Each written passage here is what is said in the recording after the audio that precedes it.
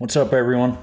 So this machine here is a Roborock S7 MaxV Ultra, and I picked it up at a Goodwill for $100.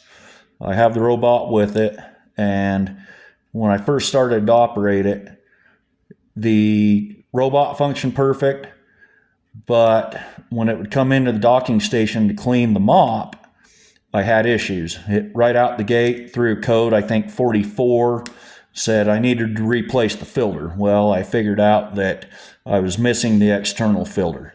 So I ordered one of those, got one of those within a few days, popped that in, and then it was throwing a code of 44.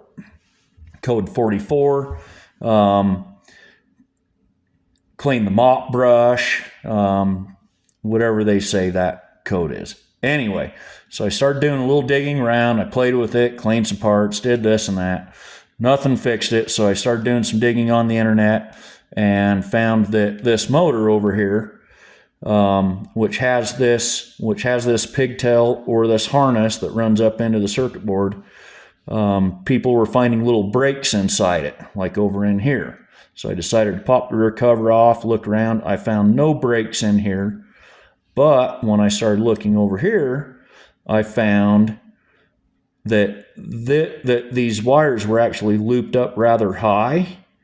And as it would come by, this carriage would come by and it would sweep these little mounting screws, and the carriage would pretty much stop right here, somewhat on the left side.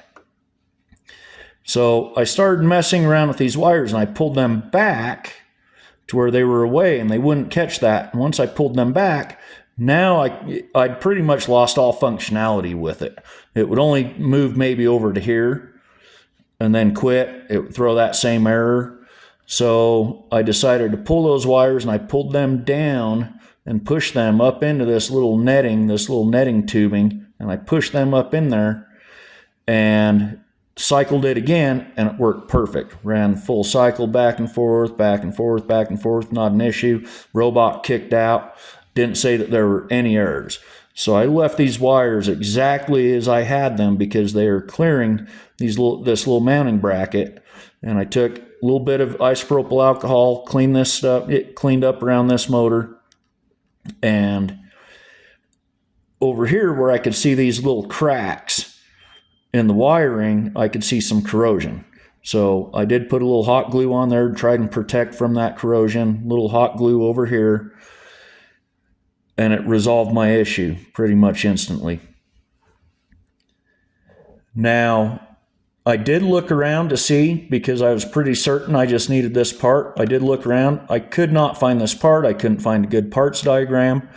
So I don't know how long this repair is going to hold, because obviously it's not probably what a real professional repair would be.